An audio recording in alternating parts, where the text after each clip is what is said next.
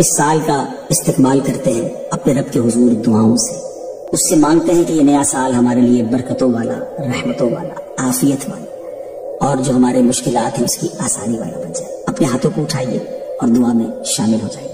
اے رب کریم، تیری مہربانی کہ تو نے ہمیں یہ سال پورا کرنا نصیب فرمایا۔ اے اللہ، اب تک زندگی میں جتنے ہم نے سال گزارے، جتنے لمحات گزارے، یقیناً اس میں بہت خطائیں ہوئی ہوں گی۔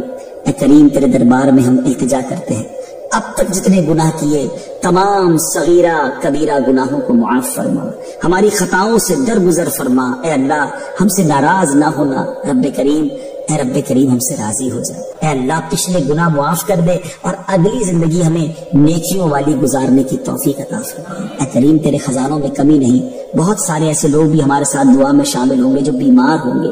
اے شفا دینے والے مولا، یہ اگلا سال ہمارے لیے شفا والا سال بنا دے۔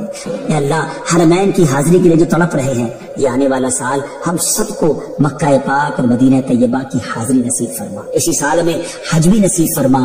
اے کاش رمضان مدینہ بھی عطا فرما۔ اجانے دنیا میں کہاں کہاں تیرے بندے اور تیری بندیاں ہمارے ساتھ دعا میں شامل ہیں، بعد میں شامل ہوں گے۔ اے اللہ، ان کے اٹھے ہوئے ہاتھوں کی لاج رکھ لے، ہم سب کی جھولیاں بھر دے، ہم سب کی مرادیں پوری کر دے، ہمیں نیک بنا دے۔ اے اللہ، یہ آنے والا سال ہمیں 5 وقت کا نمازی بھی بنا دے، ہماری اب کوئی نماز قضا نہ ہو۔ اے اللہ، جو رمضان آئے اس میں ہم پورے روزے بھی رکھیں، ہم پر جب بھی زکوٰۃ فرض ہو ہم زکوٰۃ بھی ادا کریں۔ تیرے نیک بندوں میں ہمیں شامل کر لے، نیکیوں میں ہمارا دل لگا دے اور گناہوں والی زندگی سے ہم سب کی جان چھڑا دے۔ یا رب العالمین، تیرے خزانوں میں کمی نہیں، ہماری یہ ٹوٹی پھوٹی دعائیں اپنے کرم سے قبول فرما۔ اور اے اللہ، تیرے دربار میں یہ بھی التجا ہے کہ جب بھی ہمارا آخری وقت آئے ہمیں ایمان کے ساتھ، عافیت کے ساتھ مدینہ منورہ میں شہادت کی موت عطا فرما۔ آمین بجاہ النبی الامین صلی اللہ تعالی علیہ وسلم وعلی آلہ وصحبہ وبارک وسلم۔